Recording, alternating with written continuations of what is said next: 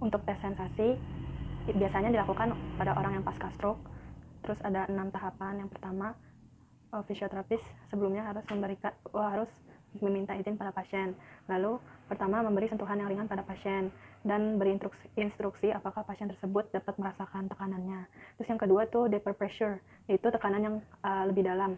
Berikan seperti yang pertama tetapi dengan tekanan lebih kuat. Terus yang ketiga itu sharp atau dull, yaitu berikan rangsangan kepada daerah tubuh pasien dengan benda yang agak tajam atau yang tumpul dan minta pasien untuk menutup mata. Selanjutnya itu memberi getaran. Pertama-tama letakkan getaran pada tubuh pasien, tanyakan apakah ia merasakan atau tidak. Selanjutnya itu rangsangan hot atau cold. Kita memberikan rangsangan sesuatu yang panas atau dingin pada pasien, lalu pasien tersebut menutup mata dan tanyakan apa yang ia rasakan, panas atau dingin.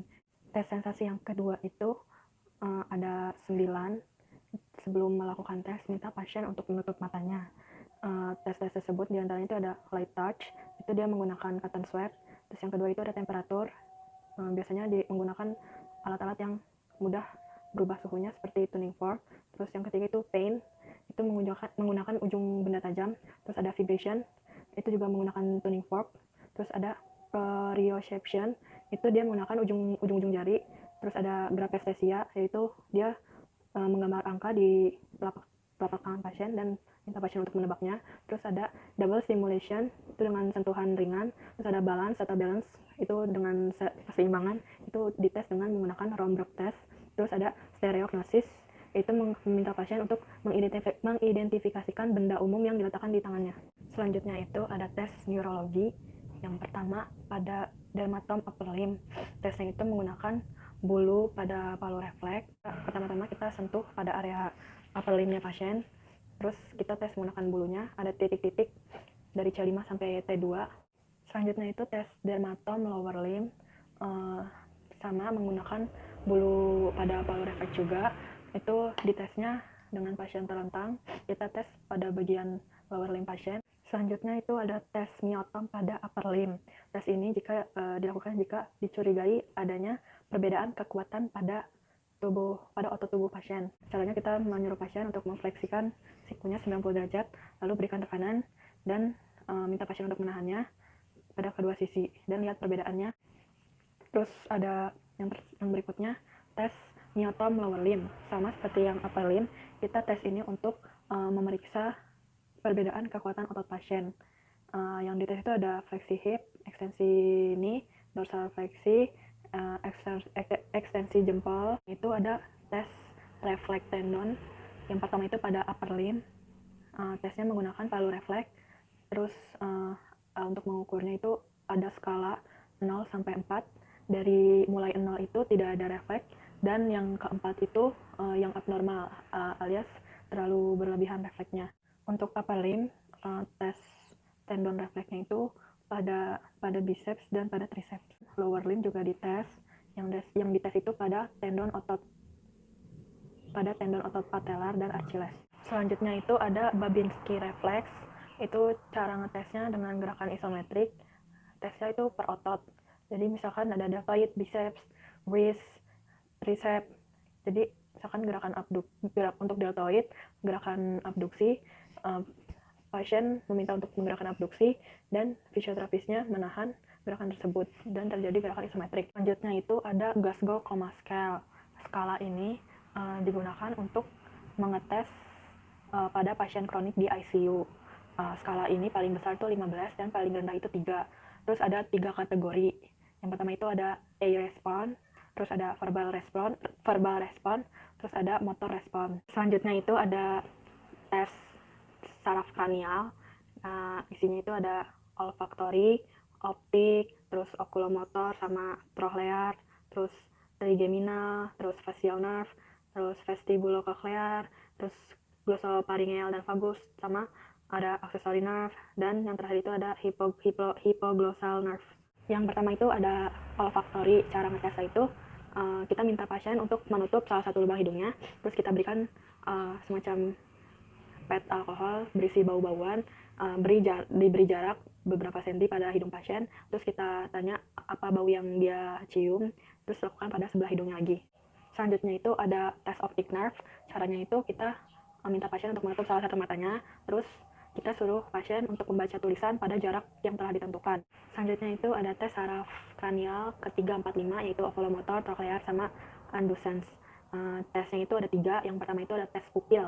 Tes pupil itu dengan cara kita memberi cahaya pada salah satu mata pasien, terus kita lihat pergerakan pupilnya. Jika mengecil itu namanya direct response. Terus pupil yang lain juga akan ikut mengecil, namanya indirect response.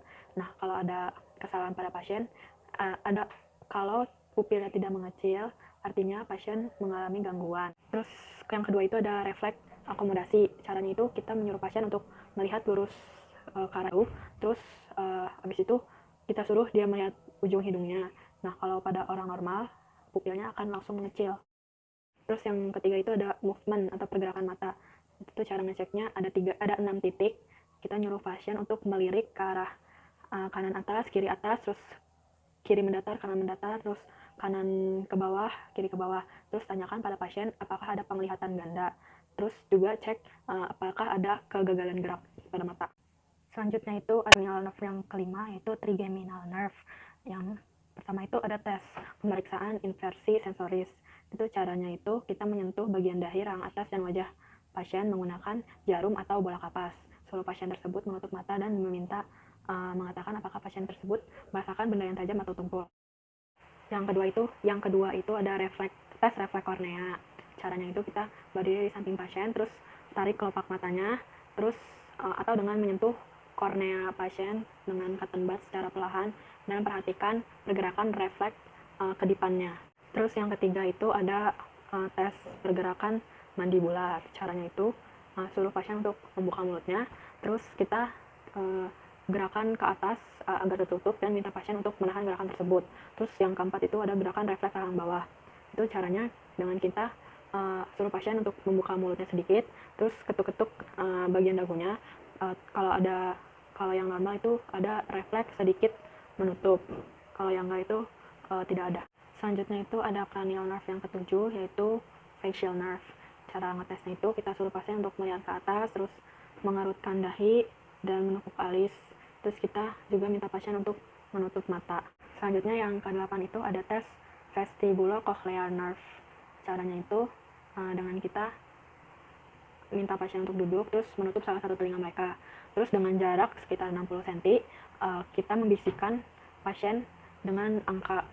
Terus minta pasien untuk mengulangi angka tersebut. Terus kalau tidak mendengar, atau kalau ada kejanggalan, itu dilakukan tes Rin atau tes Weber.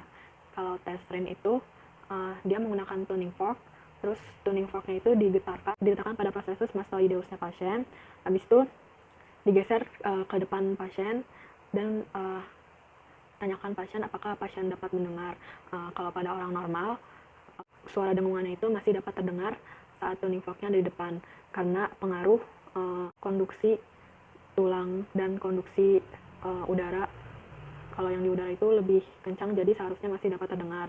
Terus kalau tes Weber, itu tuning forknya digetarkan dan taruh di tengah kening pasien. Terus habis itu tanyakan apakah pasien itu mendengar suara dengungan yang lebih besar pada salah satu telinganya, atau suaranya di tengah-tengah atau sama antara kedua telinga. Selanjutnya itu ada tes cranial nerve yang ke-9 dan ke-10, yaitu glossopharyngeal dan vagus. Tesnya itu kita pertama-tama suruh pasien untuk minum.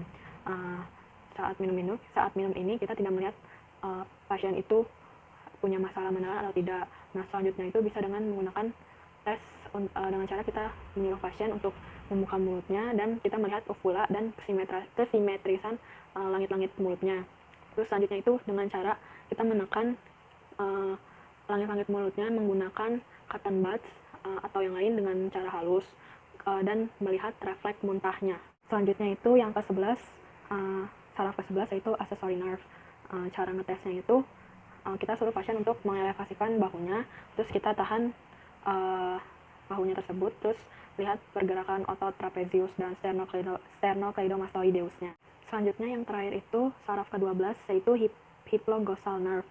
Ini tuh untuk ngetes pergerakan otot lidahnya. Cara ngetesnya itu minta pasien untuk membuka mulut, terus suruh menjulurkan lidah dan lihat kesimetrisan lidahnya.